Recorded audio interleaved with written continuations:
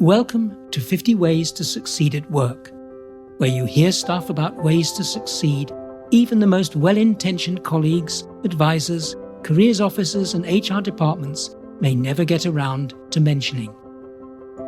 This is episode 32, Time Traveller. Avoid lateness or early leaving, it breeds resentment. Jovan is recovering from a nightmarish first week at his new job. Visiting his more experienced brother, Arun, he relates his tale of woe. Arun, you can't believe just how awful it's been. What on earth happened, Jovan? Did you upset someone important? Nothing like that, Arun. I knew I should arrive on time, so I set my phone to wake me up at 7:30. Plenty of time for my wake-up stuff, and to catch the train. And did you? No. Do you know that it matters whether you set the alarm for AM or PM? You idiot. Did anyone say anything about you getting in late yet again? Yeah, well, thankfully no. I think they just put it down as to me being new. So that was fine then.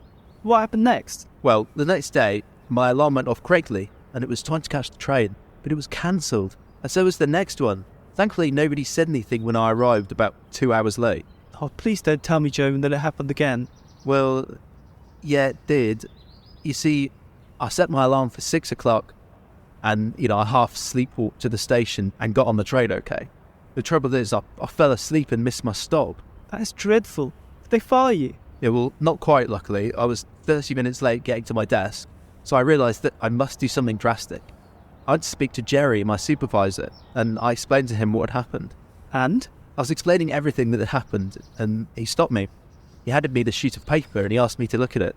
Was it a warning or something? Arun, look, I've got it here. You can look at it for yourself. Okay, well. Which one of these explains your lateness? My llama died. The dog buried my car keys in the backyard. I'm allergic to mornings. I was kidnapped this morning by activists for 2 hours. All my clothes were dirty and I had to do the laundry work first. I left the apartment wearing the wrong shoes, so I had to go back and change. Well, your supervisor really seems to have a sense of humour. Not really. He said, Jovan, I'm not interested in your reasons. I'm sure they're entirely reasonable. I want you to know 2 things. First, lateness can harm your career prospects, and I'm sure you want to avoid that. And second, what I care about most is the impact lateness has on the rest of us. Do I need to spell it in? It was a salutary lesson that Jovan never forgot. Later, when he was promoted to manager and responsible for his own team, he had a sheet of crazy excuses for himself. He also managed to be understanding when people arrived late. Surveys show that around a third of all employees arrive late to work at least once a month. Arriving only 5 minutes late to the office or for meetings appears harmless, yet 5 minutes can transform into 10, 20, or even more. Most excuses for arriving late for work seldom sound convincing. Even when they are, it doesn't much help. So let's relate Jovan's experiences to your work situation. People mainly have 3 questions about arriving late for work. What should I do if I am late for work? How can I avoid being late to work? And so long as I get the work done, does it matter if I'm regularly a few minutes late? If you're going to be late for work, the best approach is the advance notice explanation. You contact colleagues to give an early warning about your impending delay with an estimate of when you'll arrive. So reach out swiftly. Let people know you're running late and apologise. It's most important to tell the truth and thank your boss for understanding. Then offer solutions and check in with your boss when you arrive.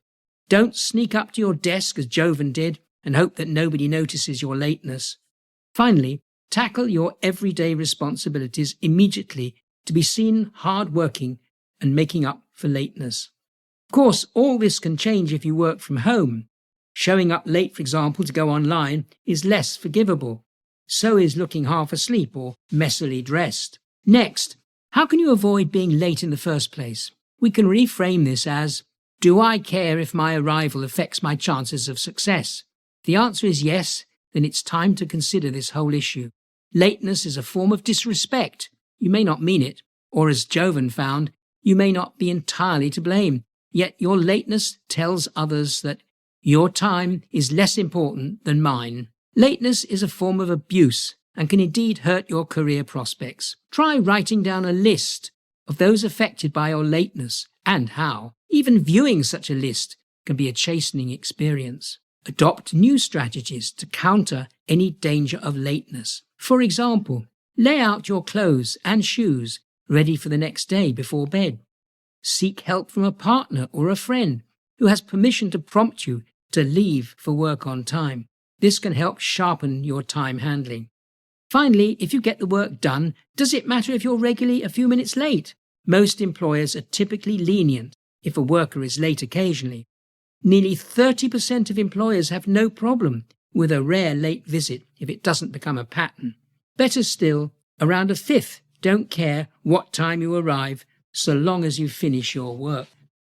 Most workers, around 70%, are responsible enough to make up for the time when they show up late. Over half of organizations have fired someone for being late. It's the most common reason employers get sacked. So what action am I proposing? Be a time traveler and make a habit of always arriving on time or a little early.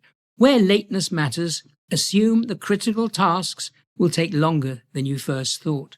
And if your late arrival is inevitable, try to warn those expecting you and find cover for any urgent tasks.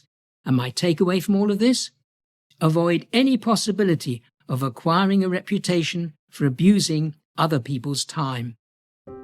You've been listening to an episode of Andrew's 50 Ways to Succeed at Work. For more episodes, subscribe free to my regular weekly podcasts.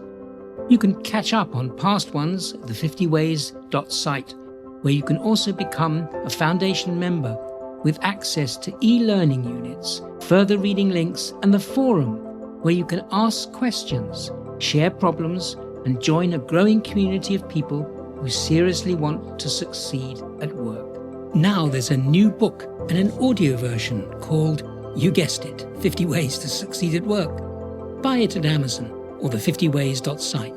Unmissable. Thanks for listening, and bye for now until next week.